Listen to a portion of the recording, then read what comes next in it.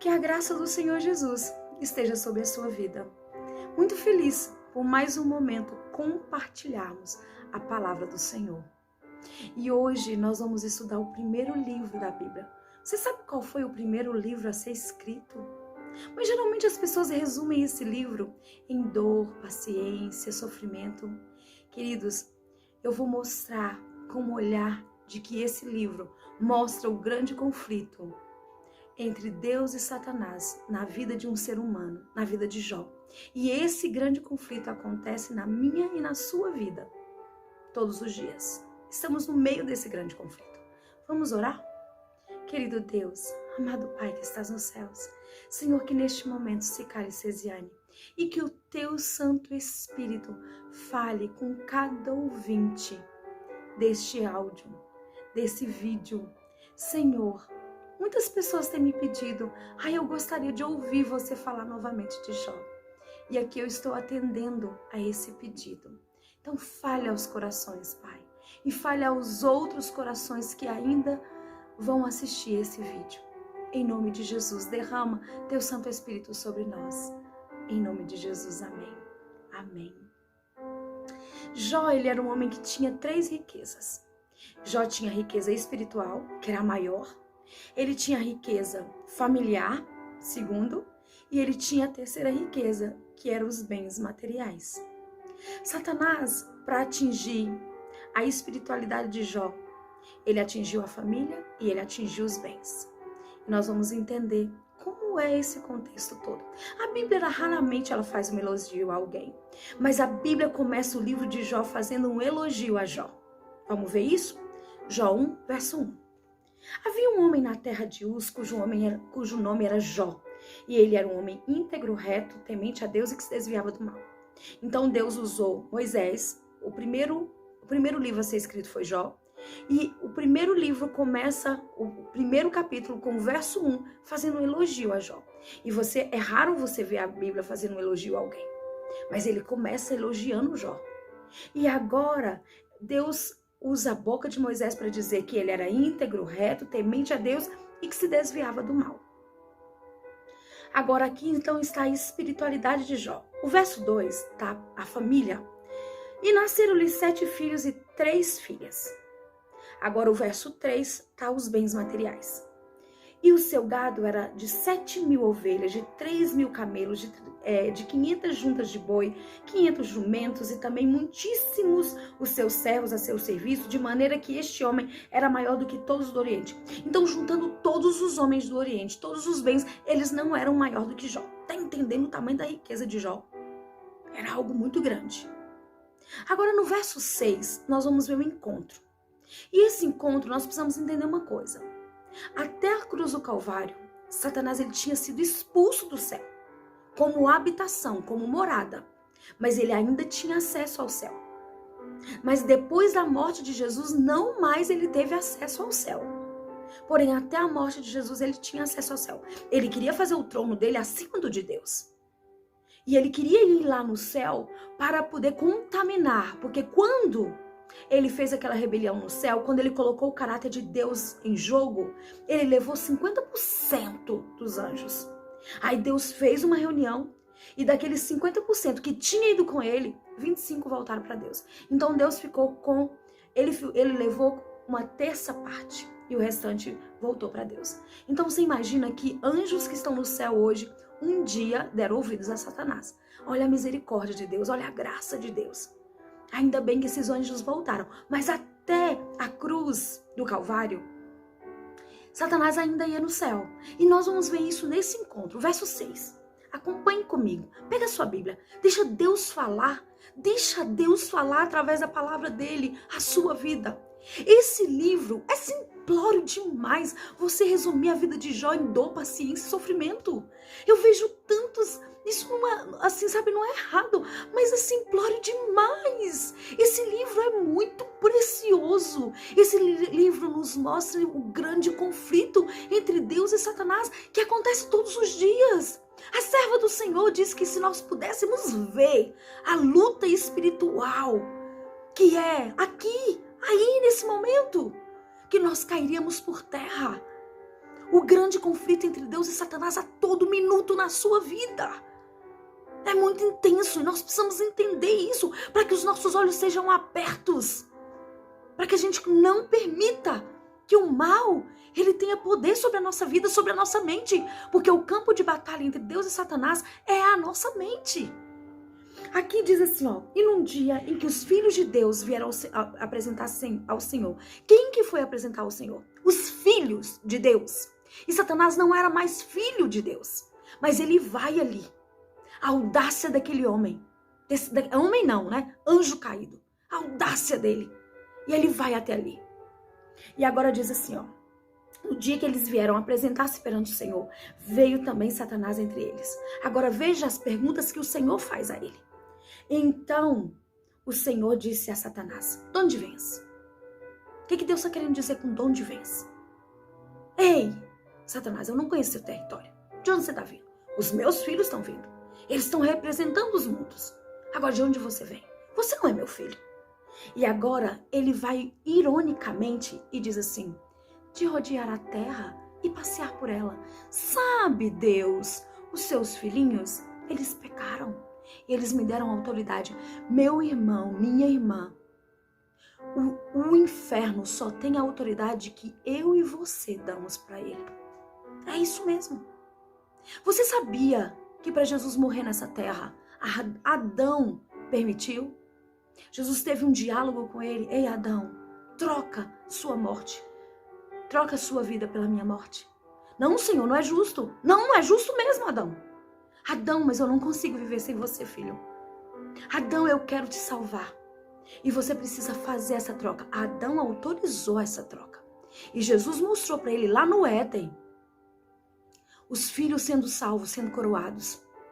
E por isso Adão fez aquela escolha. Então aqui na terra, nesse grande conflito, quem dá autoridade para Deus sou eu e você.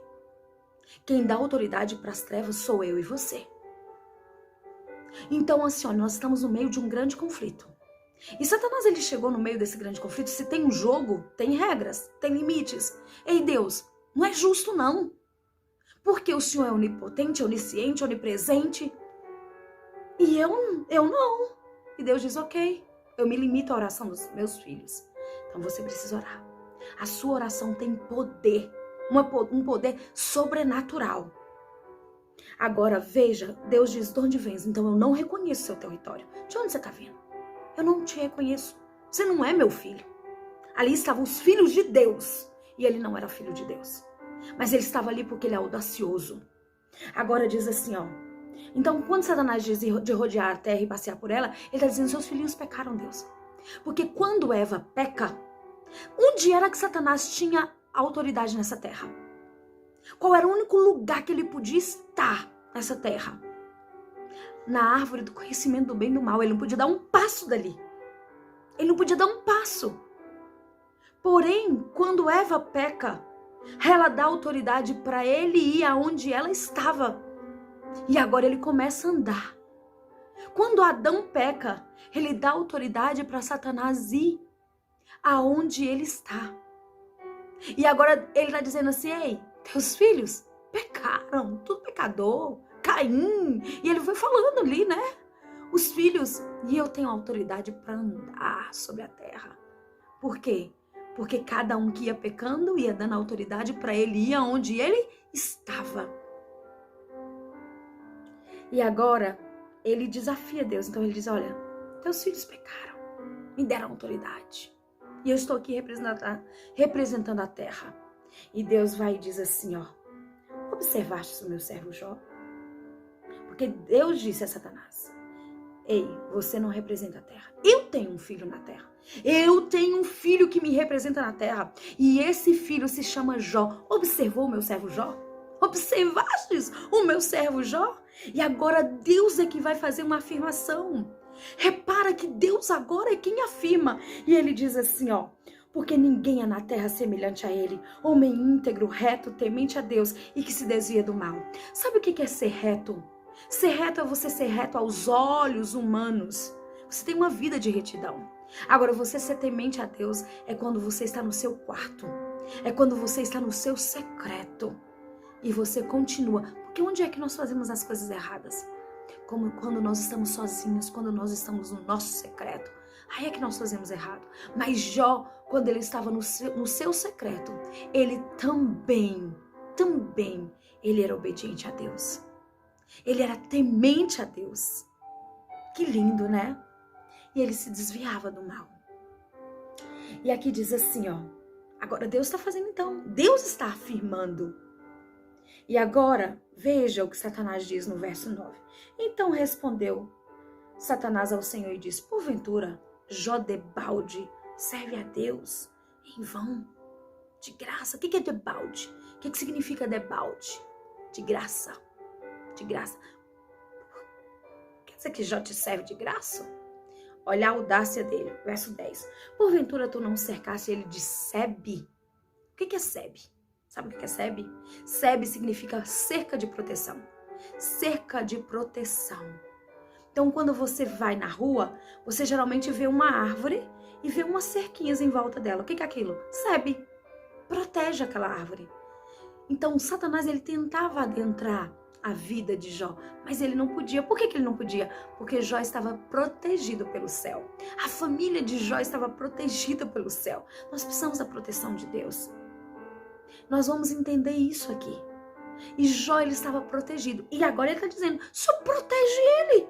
Eu tento, mas eu não consigo. Ele está protegido. Ele tem essa cerca de proteção. Ele tem essa sebe.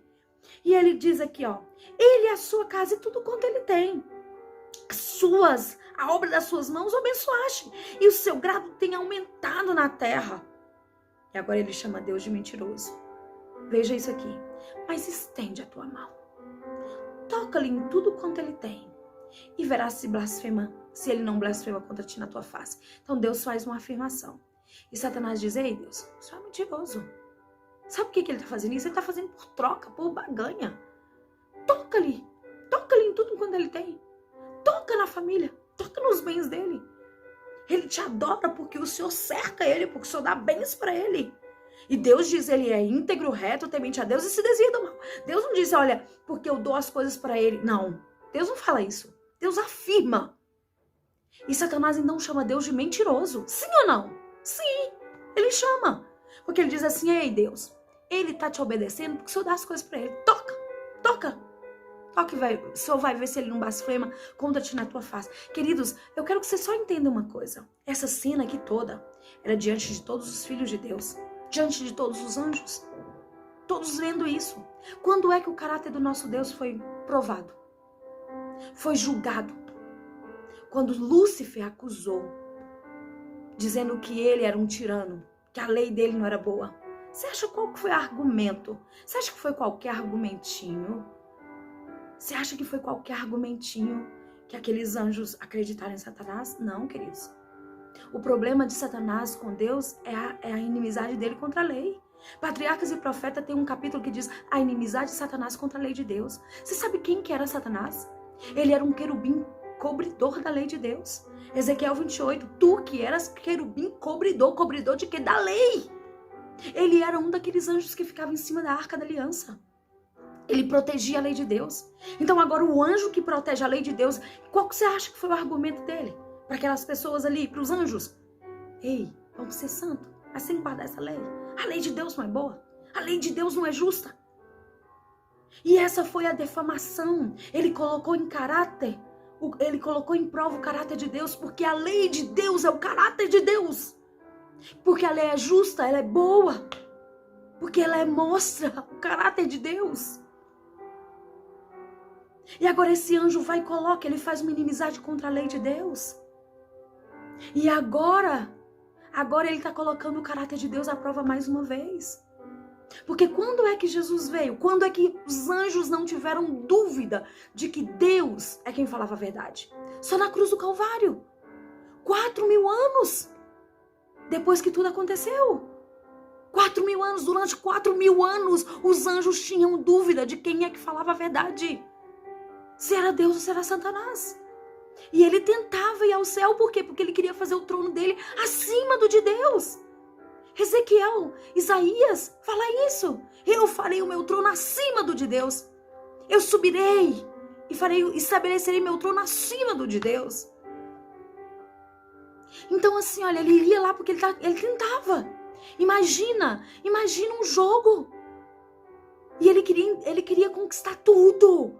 Porque para ele fazer o trono acima do de Deus, ele tinha que conquistar todas as galáxias. Ele tinha que conquistar o céu. E esse planeta foi o primeiro e único, graças a Deus. E Deus largou os 99 e veio aqui, nessa terra, buscar a ovelha perdida. Porque a ovelha perdida da parábola é a terra. É a terra. Onde superabundou o pecado, superabundou a graça, porque foi aqui que Jesus veio, que Jesus pagou o preço. Só que agora, então o caráter do nosso Deus estava à prova, porque ele estava dizendo que Deus era mentiroso. Imagina aqueles filhos de Deus, os anjos dizendo, opa, ele está chamando o nosso Deus de mentiroso, um Deus santo, puro, verdadeiro, de mentiroso. Imagina ali, quem é que podia reivindicar o caráter de Deus? Quem? O único que poderia reivindicar o caráter de Deus era Jó. E Deus, ele conhecia o seu servo Jó. Então Deus agora, ele permite. Isso mostra que tudo, nada acontece sem a permissão de Deus. Deus tem o controle de tudo. Queridos, mas é simplório demais resumir esse livro em dor, paciência e sofrimento. Você vai ver o grande conflito. Você vai se impressionar com o livro de Jó. Você vai se impressionar, por favor. Você precisa ouvir até o final. Porque eu sei que o mal não vai querer que você assista isso. Porque ele não vai querer que os seus olhos sejam abertos. Mas em nome de Jesus, assista. Eu vou fazer aqui em 2 blocos. Assista os 2 blocos. Em nome de Jesus. E aí agora o Senhor disse o Senhor a Satanás, eis que tudo quanto ele tem está nas suas mãos. Somente contra ele não estendas a tua mão. E saiu Satanás da presença do Senhor. Satanás saiu da presença do Senhor e matou os 10 filhos de Jó num único dia. Cada hora um servo chegava, dizendo assim, ei Jó, a terra pegou fogo, isso. Tudo num único dia. Eu não conheço nenhuma história de alguém que viveu isso que Jó viveu. Não conheço. Não conheço. Queridos, deixa eu contar uma coisa para vocês. Sabe o que Jó fez? 1 verso 20. Então Jó se levantou, rasgou o seu manto, raspou a sua cabeça, se lançou em terra e o adorou. O que você faz nos momentos difíceis na sua vida? Você adora a Deus? Você bendiz o nome de Deus? Porque é isso que Jó está nos ensinando. Ei Jó, você não tem mais amigos? Você não tem mais família? O que você vai fazer? Eu vou adorar. Simplesmente adorar. Porque aí Jó, Deus me deu, Deus tirou, bendito seja o nome do Senhor. A Ele a glória, a Ele a honra e o louvor. Que lindo! Jó adorou a Deus.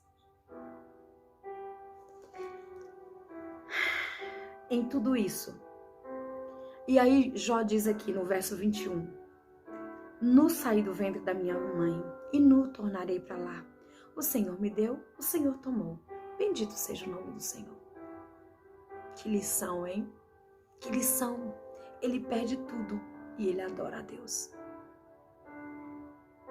Agora, no verso 22, em tudo isso Jó não pecou e nem atribuiu falta a Deus. Mas será que Jó, ele continua sem pecar? A gente sabe, Jó não pecou contra Deus. Agora, será que Jó, ele continua sem atribuir a falta a Deus? Porque aqui diz que ele não pecou e nem atribuiu falta a Deus. Mas será que ele vai continuar assim? Nós vamos ver que no livro de Jó existe um alto e baixo. E assim somos nós. Temos altos e baixos na nossa caminhada cristã. Mas a nossa caminhada cristã, Jesus nos chama para ser luz. Ele nos chama para ser constante. Porque a luz, ela não tem variação. certo? Qual é a única? Qual é a única força que não tem variação? Quando você vai medir um planeta a outro, você mede pela velocidade de quê? Da luz, porque não tem variação. E Jesus diz, vós sois a luz do mundo. Eu sou a luz do mundo. Então não tem variação. Então mesmo Jó, ele teve essa variação. E agora nós vamos para o segundo encontro. Num dia, um outro dia, e vindo outro dia, capítulo 2, verso 1. E vindo outro dia, em que os filhos de Deus vieram apresentar-se perante o Senhor. Então quem veio? Os filhos de Deus. E aí também quem vem? Vem Satanás entre eles.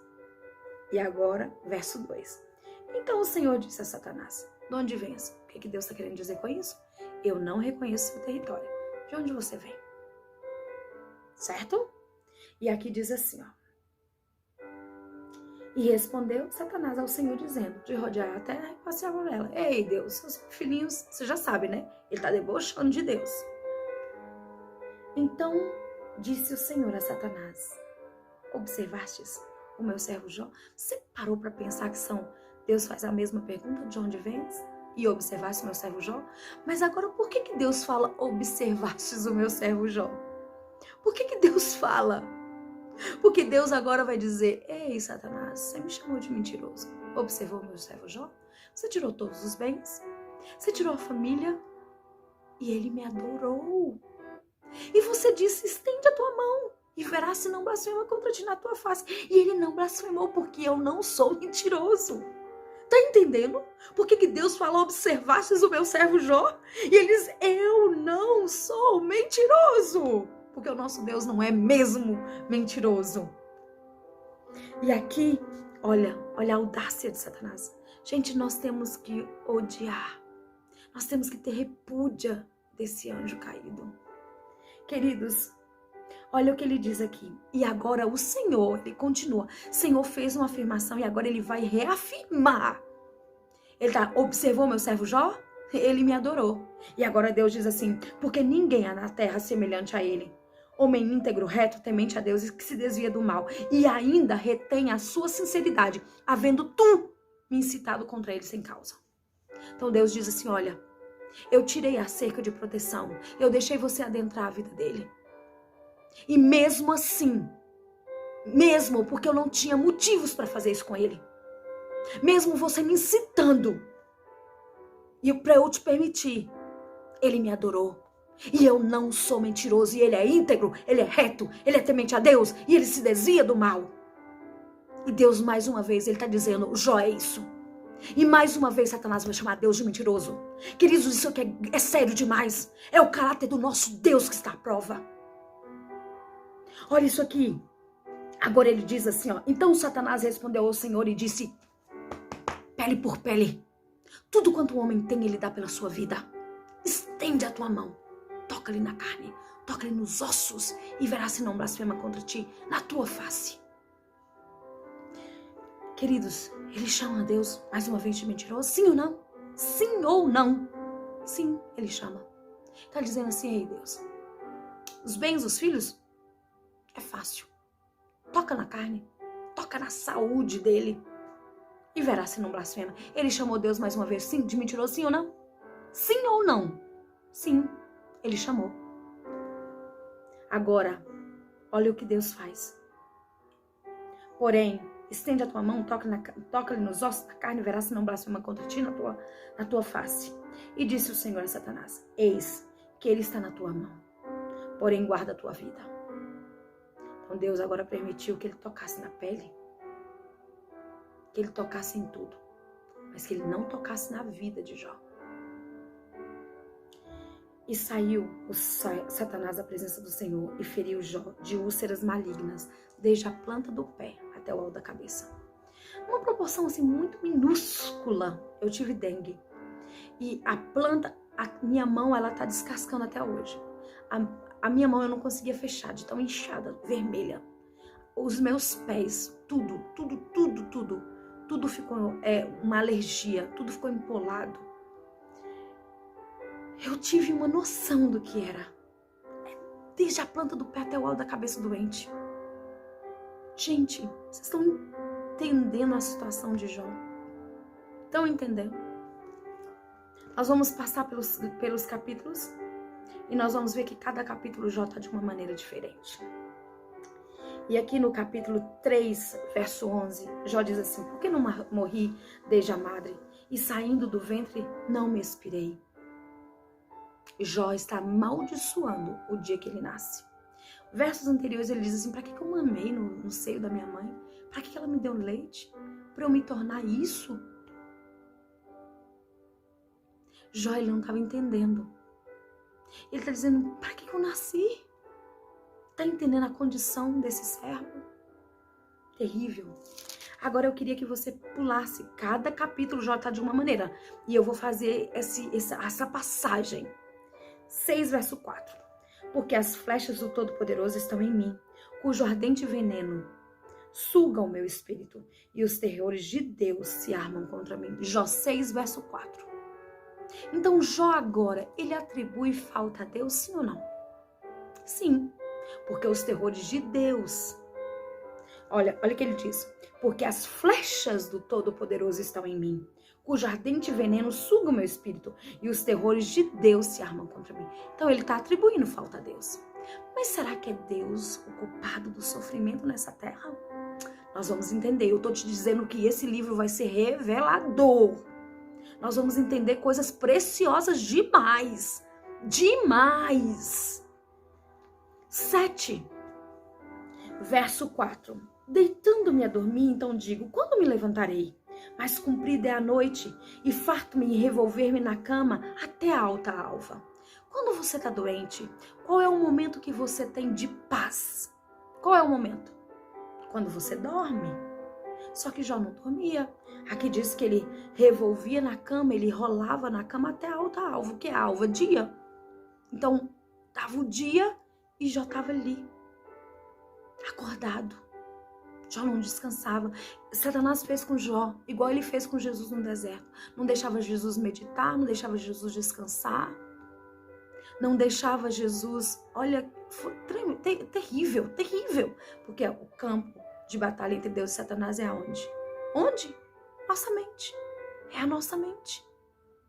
Por isso que Paulo diz: olha, tudo que é puro, tudo que é amável, tudo que é justo, se alguma virtude há, se tem boa fama, nisso pensais. Porque todo pensamento negativo é do maligno. Todo pensamento positivo é do céu. E quando você tem pensamentos positivos, você treina o seu cérebro para ver tudo de bom que está à sua volta. Mas quando você tem pensamentos negativos, você treina o seu cérebro para ver tudo de ruim que está à sua volta. E agora, 7, verso 14. Vai um pouquinho mais além o que Satanás fazia com Jó. Então me espantas com sonhos e com visões me assombram. Então, além de não deixar Jó dormir, descansar, meditar, ele espantava Jó com sonhos, com visões. Ele assombrava mente o campo de batalha. E ele perturbava a mente de Jó. Tá entendendo isso? Agora vamos para o capítulo 9. Se quiser, 9 verso 3. Se quiser contender com ele, nenhuma de 1000 coisas poderá responder. O verso 14. Quanto menos lhe responderia eu, ou escolheria diante dele as minhas palavras. Então, nesse capítulo, Jó diz assim: olha, a minha condição é aceitar. Eu vou aceitar, eu não tenho palavras para falar com Deus, eu não tenho palavras, e minha condição é aceitar. Às vezes, quando você está sofrendo, você fala assim: minha condição aqui é aceitar, vou aceitar. Agora veja o verso 17. Vamos ver se ele continua atribuindo falta a Deus? Por que me quebranta como uma tempestade e multiplica as minhas chagas sem causa? Ele está atribuindo a falta a Deus? Tá. E Jó, ele tinha a Bíblia, ele tinha a palavra de Deus para se embasar? Não, ele não tinha. O primeiro livro a ser escrito é o dele. E por que Jó? Quais eram as bases de Jó? Os oráculos. Jó era inteligentíssimo. Eu não tenho tempo para isso, mas sabia que Jó, ele foi a primeira pessoa a dizer que o vento tinha peso? Jó 28.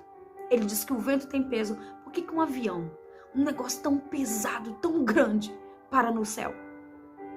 porque o vento tem peso. E Jó sabia que era sem causa. Jó sabia que ele tinha uma vida íntegra, reta, temente a Deus e que se desviava do mal. Vamos continuar. 10, verso 2. Direi a Deus, não me condenes. Faze-me saber por que contendes comigo. No capítulo 9, Jó, ele aceita. No 10, ele já quer entender por que está acontecendo aquilo com ele. Ele já está querendo compreender. E nós vamos continuar no próximo bloco. Deus te abençoe. Já, assista já o próximo.